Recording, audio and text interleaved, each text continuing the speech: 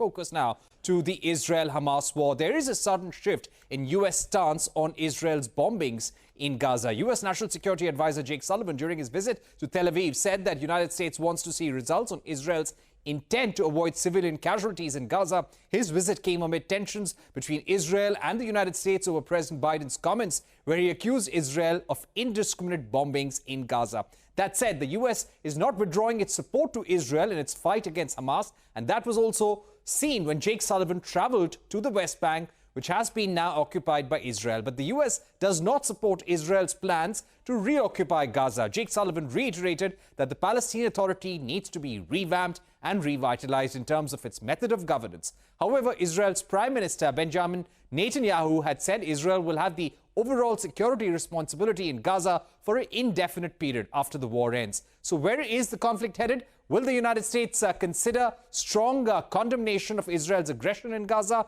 And is the war ending anytime soon? Joining me now to take this forward is Clayton Allen, U.S. Director for the Eurasia Group. Clayton, thank you very much for joining us.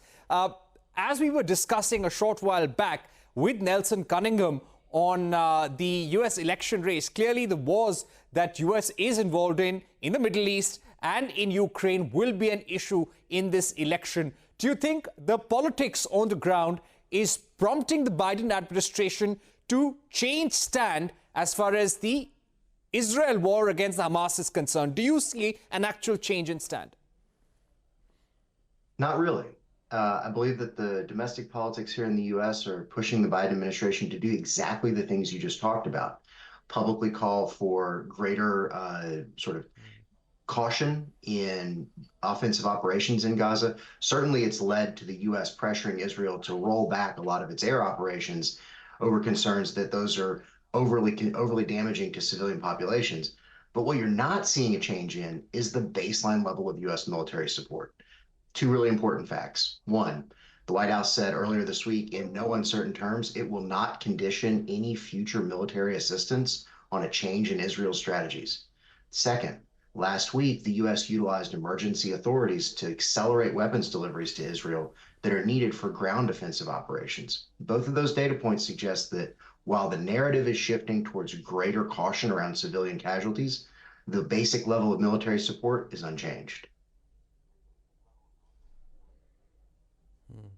Right. Now, as far as the Jewish voter or the American Jewish voter in the U.S. election goes, how significant is this as an issue for both the presidential candidates right now, from the Democrats and the Republicans?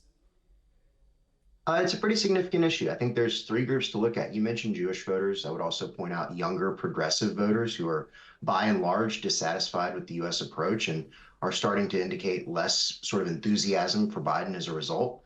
And also you have to remember Muslim Americans who have indicated a strong drop in polling support for both Biden and Democrats more broadly. You know, individually, none of these groups is massive, but they are all very important parts, especially of the Democratic base coalition. So diminished enthusiasm among those votes is definitely a headwind for Biden heading into re-election. For Trump, the issues or for Trump or Republicans, the issues are maybe less extreme. There's not really any suggestion that they're losing support or really seeing any shift in support over the U.S. position. Right. Just to ask you about the recent budget that has been approved by the House, how do you see this defense budget that has been cleared, and what does this indicate about U.S. support for Ukraine and for Israel? Sure. So just to be clear, this is not a budget. It's just an authorization document. So government funding is still very much an open question that'll be decided next year. What the NDAA tells us, the Defense Authorization Act tells us, is the U.S. is by and large going to maintain its current commitments. There's a focus on rebuilding defense infrastructure here in the U.S. to expand assistance potentially to Ukraine in the future. And there's language that, again, is supportive of the U.S.'s partnership with Israel, which spans back multiple decades and has been a feature of basically every NDAA in years past.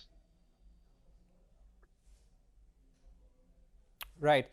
Now, finally, as far as this war goes, in terms of bringing the war to a close, What kind of attempts do you expect the Biden administration to make in the next few months now, Clayton? So that's the most important question that anyone can ask.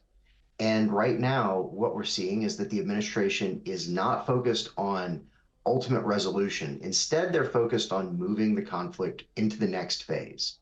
You see that reflected in Sullivan's comments about greater caution towards civilians. You see that in U.S. pressure against ongoing air operations.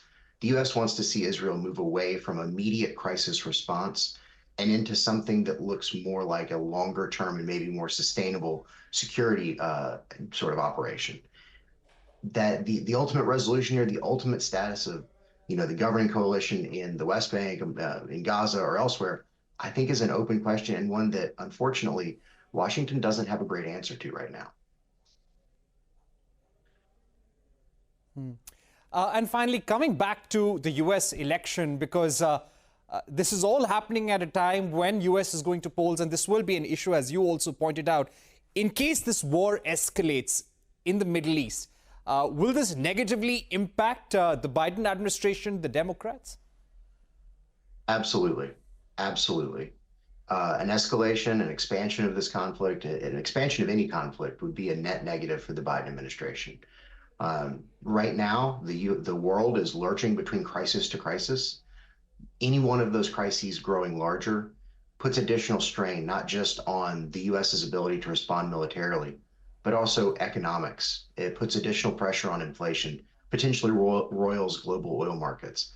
All of those things are negative. So absolutely, an escalation in this crisis would be a negative for Biden heading into his reelection. All right, Clayton Allen, thank you very much for joining us, giving us your view on the Israel-Hamas war and how the U.S. support for Israel will continue, and that is not being questioned at all. Thank you very much, Clayton. With that, it's a wrap on this edition of Global Eye. News continues on CNBC TV 18. Stay tuned.